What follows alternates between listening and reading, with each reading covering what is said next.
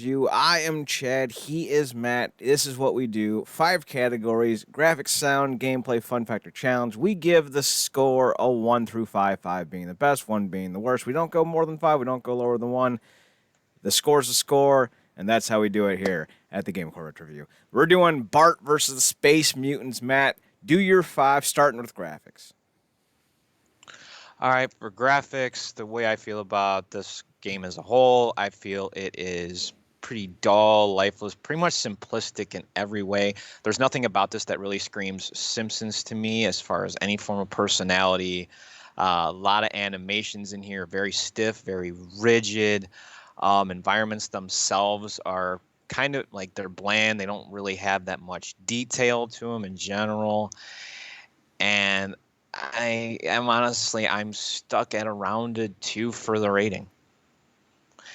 And as far as sound, see, the worst part about this is that there's no variety in the tracks. You literally only hear the Simpsons theme over and over again as far as the actual music goes. At least that's the only thing I ended up hearing.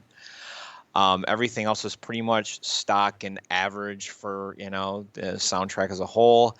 And yeah, there's no true standout here. Everything sounds okay, but there's nothing to it that really sticks out. So it's on the lower end again with the 2 rating.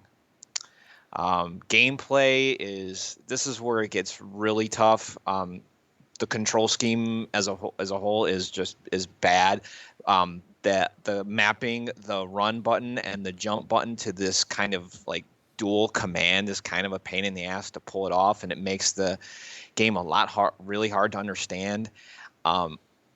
Traversing the environment, it's never clear where you need to go in terms of because it's clear what you need to do. You need to paint or do something else, but it's never clear to actually how you can get there and if something is easy to get to or not.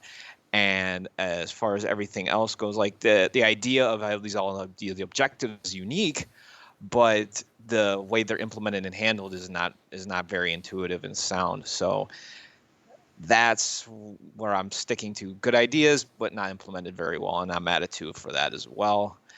And when it comes to the fun factor, based on these issues, I didn't have a lot of fun with this game. I feel like it's trying to do too much, and it's not explaining itself very well.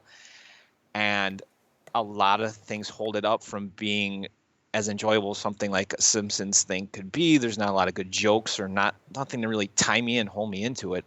So again, it's a 2. And challenge, this is where like the game it is playable to a degree, but everything else roping into it, nothing here is really worth getting to the end of the experience. Like even when you beat a stage, there's no like huge reward for it, and the next one is just having you do the same dull stuff you did last time.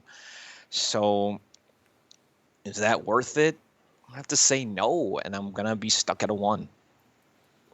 For me, I'm gonna be a little bit softer with the grading, but not by much.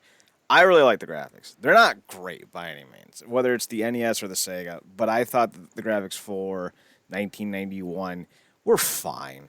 It's definitely more based off the Tracy Ullman version of The Simpsons with Bart's more outlandish hair and whatnot. But I don't have a problem with that, so I'm gonna give it a 3. I thought for what you got, the graphics were pretty good, and I do like the way they did the alien feature with the X-ray specs. I thought that was pretty slick. When it comes to sound, though, I don't disagree. It's rough. You did get the Simpsons opener for the game, which was cool. The Sega version doesn't have it; it just has generic plips and plops. I didn't play a lot of the Sega version, but there wasn't a lot that was different between the two. So I'm gonna agree with you. I think sound is at best a 2. It's great to hear the 8-bit version of the Simpsons theme, but it's all you have. Gameplay, I don't really. I'm not a platforming guy, and I do agree that the issue with the game so much isn't the technical aspects; it's the intuitive aspects of what do you do to do what you need to do. You can do it, but you just won't know necessarily what you need to do. So you're going to need to play this game with a bit of a Game Gear game guide situation. But I can't discredit it too much. It may not be informative, but it does work. So I'll give it a 3. As far as fun factor goes, there are much better games in the Simpsons library than Bart versus Space Mutants, so I got to give it a 2. And as far as challenge goes, Nintendo games as a whole don't generally hold my interest for that long anyway, so I can't really say it did a bad job or a good job because it's a one-dimensional platformer from 1991, so, it's not much of a challenge to begin with. So I'll give it a 2 just to keep with the, with the general vibe of my review. That brings us to a 2.5 for the graphics because we combine our scores and then do the average. We get a 2 for the sound.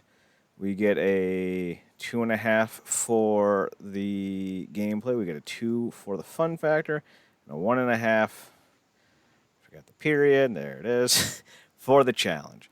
That brings us to a total of 10.5. Yowza. That's not a good score. that takes us to a 42%. So that was Bart versus Space Mutants. It's Simpsons month for 6 weeks because we don't know how to count. So next week we're going to be doing another Simpsons game. For Matt, I'm Chad. Have a fun night, and we'll see you guys next week. Go to realnerdcorp.com.